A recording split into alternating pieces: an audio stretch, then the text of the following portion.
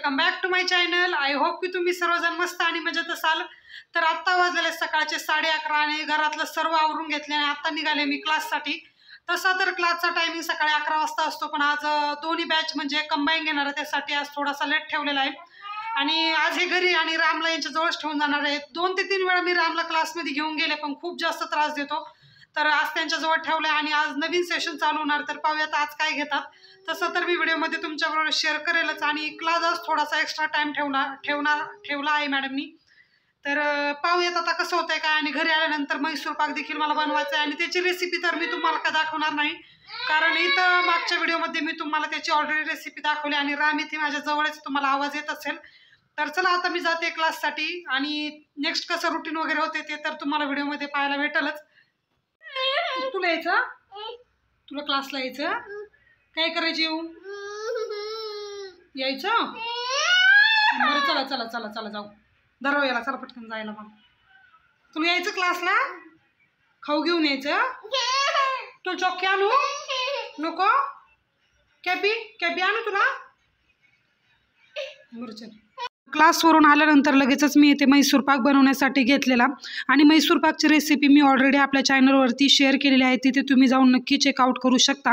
पण म्हटलं की थोड्याफार ग्लिम्स किंवा थोडक्यात रेसिपी दाखवून देऊया, जेणेकरून की मागच्या वेळेस ज्या काही मिस्टेक झालेल्या होत्या ते इथे अवॉइड करता येईल। आणि मी आले त्यावेळेस राम झोपलेलाच होता, त्यामुळे मला पटकन बनवता येईल, कारण की जर काही बनवायचं असेल तर राममध्ये लुडबुड करत असतो सारखी, त्यासाठी ज्यावेळेस राम झोपलेला असेल किंवा यांच्यासोबत बाहेर गेलेला असेल त्यावेळेसच मी रेसिपी बनवायला घेते।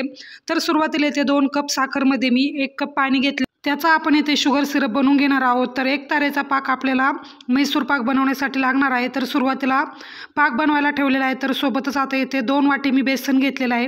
जेवढं आपण साखरेची क्वांटिटी घेतलेली आहे तेवढंच आपल्याला बेसन लागणार आहे। तर चाळणीच्या साहाय्याने मी सुरुवातीला बेसन जेवढं घेतलेलं आहे ते चाळून घेतलं आणि त्यानंतर जे शुगर सिरप बनवलं होतं त्यामध्ये थोडासा फूड कलर ॲड केला, तो ऑप्शनल आहे, तुम्हाला जर ॲड करायचं असेल तरच ॲड करा। त्यानंतर थोडं थोडं करून सर्व जे काही बेसन पीठ होतं ते शुगर सिरपमध्ये ॲड केलं आणि त्यानंतर एकाच डायरेक्शनने सुरुवातीला मी इथे सर्व जे काही मिश्रण आहे ते मिक्स करून घेणार आणि थोडीशी चवीसाठी मी इथे वेलची पूड घातलेली। त्याचबरोबर मी बाजूला 2 वाटी जेवढं बेसन पीठ घेतलं होतं तेवढंच तेल गरम केलं आणि ते कडकडीत तेल गरम केलेलं यामध्ये आता थोडं थोडं करून मी ॲड करणार आहे। तेलाच्या ऐवजी तुम्ही जे काही वनस्पती तूप किंवा गावरान तूप असेल ते देखील यूज करू शकता। आता इथे मी सुरुवातीला तेल थोडं थोडं करून या मिश्रणामध्ये ॲड करणार आहे, जेणेकरून की खूप फ्लफी होतं।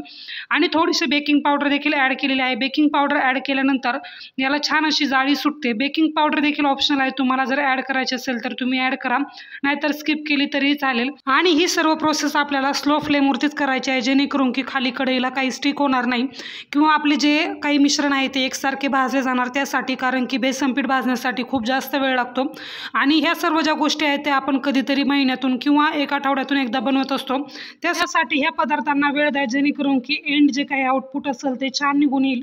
तर पहा आता तेल सुटेपर्यंत आपण इथे याला छानपैकी भाजून घेतलेलं आहे आणि तेल जे आहे ते सेपरेट झालेलं आहे, याचा अर्थ आपलं जे काही बॅटर आहे ते एकदम रेडी आहे सेट करण्यासाठी। त्यानंतर ग्रीस केलेल्या मोडमध्ये मी आता पूर्ण बॅटर ॲड केलं आणि 10 मिनिटानंतर याला आता मी इथे कट्स करून घेणार आणि त्यानंतर आपली जो काही मैसूर पाक आहे तो रेडी आहे। पहा इथे या प्रकारे मी स्क्वेअर कट करून घेतला आणि एकदम छान खुसखुशीत झालेली। तर ज्या वेळेस मी मैसूर पाक बनवत होते त्याच वेळेस मी दुपारच्या लंचची देखील तयारी करत होते। तर सकाळी क्लासला जाताना मी भाजी वगैरे बनवून गेलेली, फक्त राईस बनवायचा होता, तर म्हटलं गरमागरम राईस बनवूयात आणि राईससोबत मस्त अशी ग्रेव्हीची भाजी होती वालाची, तर सोबत दुपारी लंच करून घेतला। त्यानंतर थोडासा एक्स्ट्रा टाईम होता, तर म्हटलं पटकन एक कुर्ती शिवून घेऊयात, कारण 15 ऑगस्ट जवळ येत आहे, त्यासाठी रामला मी इथे ऑरेंज कलरची साडीची कुर्ती शिवलेली एकदम छान। तर ही जी साडी आहे ती मम्मीच्या लग्नाची साडी होती, तर तिने माझ्यासाठी पाठवलेली क्लासमध्ये प्रॅक्टिस करण्यासाठी, त्याचीच मी इथे रामला कुर्ती शिवलेली। त्यावरतीच आता मी एक जॅकेट आणि छान अशी पॅन्ट शिवणार आहे, ती देखील तुमच्याबरोबर नक्की शेअर करेल।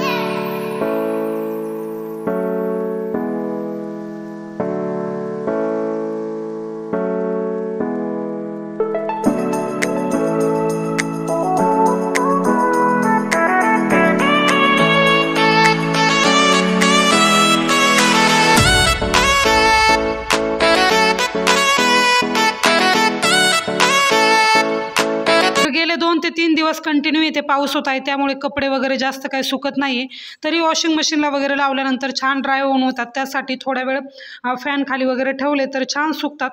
तर पाहू शकता तुम्ही इतकं सारं पाणी जमा झालेलं आणि कंटिन्यू 2 ते 3 दिवस मॉर्निंग आफ्टरनून त्यानंतर नाईटला कंटिन्यू पाऊसच चालू होता।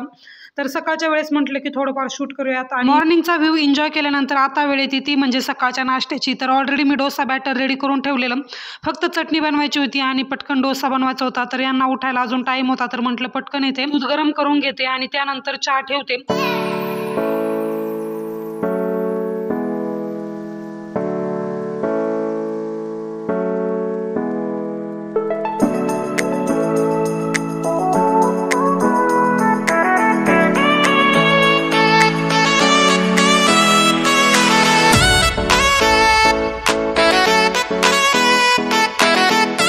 केल्यानंतर कट केल्यानंतर कशी दिसते हे दाखवायचं राहिलं होतं, त्यासाठी इथे छोटीशी क्लिप ॲड करून दिलेली आहे, जेणेकरून की कोणत्या साईजमध्ये तुम्हाला कट वगैरे करता येईल याची थोडीशी आयडिया येऊन जाईल। तर इंस्टाग्रामवरती रील्स पाहत असताना अचानक मला एक बिस्किटची रेसिपी दिसली, तर आय थॉट की चला आपण करून पाहूयात। तर छान रिझल्ट आले तर नक्की तुमच्याबरोबर शेअर करेल, त्यासाठी मी इथे ऑलरेडी रेसिपी शूट करून ठेवलेली आणि ठीकठाक झालेली, तर म्हटलं चला शेअर करूनच टाकूयात।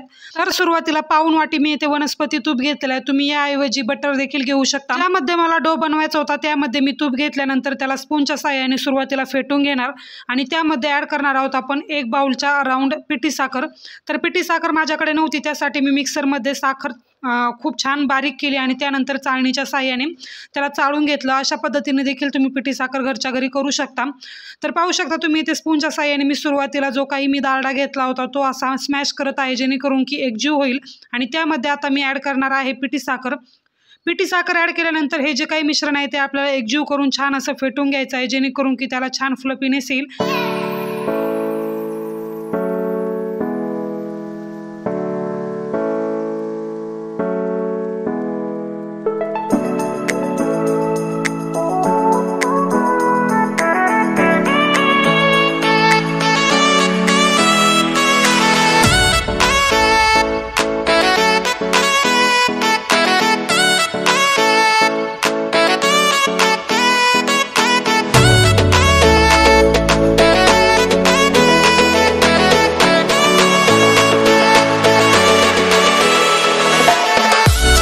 पद्धतीने आपल्याला डालडा आणि पिठी साखर एकजीव करून घ्यायची आहे आणि थोडासा कलर जो आहे तो आता ट्रान्सपरंट झालेला आहे।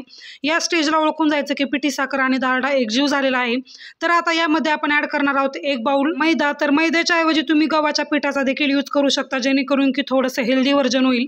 मैदा ॲड केल्यानंतर त्यामध्ये आपल्याला ॲड करायचं आहे 2 चमचे बेसन पीठ। तर बेसन पीठ हे ऑप्शनल आहे, तुम्हाला जर ॲड करायचं असेल तर तुम्ही करू शकता, पण बेसन पीठाने छान बाइंडिंग येते, त्यासाठी मी इथे 2 चमच्याच्या अराउंड बेसन पीठ ॲड केलेलं आहे। बेसन पीठ ॲड केल्यानंतर यामध्ये 2 चमचे रवा ॲड करणार आहे आणि रवा देखील तुमच्या आवडीनुसार तुम्ही ॲड करू शकता, पण जे काही बिस्किट बनणार आहे ते एकदम खस्ता आणि क्रंची बनावं, त्यासाठी मी इथे 2 चमचे रवा ॲड करून घेतला आणि त्यानंतर थोडीशी चवीसाठी वेलची पूड ॲड करणार आहे। तुम्ही घरगुती बनवलेली वेलची पूड ॲड करा, त्याने जेणेकरून की छान खूप टेस्ट येईल। वेलची पूड ॲड केल्यानंतर मी यामध्ये करणार आहे ॲड ते म्हणजे बेकिंग पावडर। तर बेकिंग पावडर 1/2 टेबलस्पूनच्या अराउंड मी इथे ॲड करणार आहे आणि त्यामध्ये आपण थोडासा सोडा देखील घालणार आहोत। तर खाण्याचा सोडा तुम्ही यूज करू शकता, तर माझ्याकडे हे मी सुरुवातीला बेकिंगचं खूप जास्त बनवायचे, त्याकरता मी एकदाच आणून ठेवलेलं आणि खूप जास्त दिवस मला टिकलेलं। तर पाहूयात आता परत मी केक देखील बनवणार आहे, जर वेगळा काही फ्लेवर वगैरे बनवलाल तर ते देखील तुमच्याबरोबर नक्की शेअर करेल। बेकिंग पावडर ॲड करून घेतली आणि त्यानंतर 1 टेबलस्पूनच्या अराउंडच मी येथे बेकिंग सोडा देखील ॲड करणार आहे। जेवढी तुम्ही बेकिंग पावडर घातली त्याच्या हाफ क्वांटिटीमध्ये तुम्हाला बेकिंग सोडा घालायचा आहे, या क्वांटिटीमध्ये तुम्ही ॲड करा।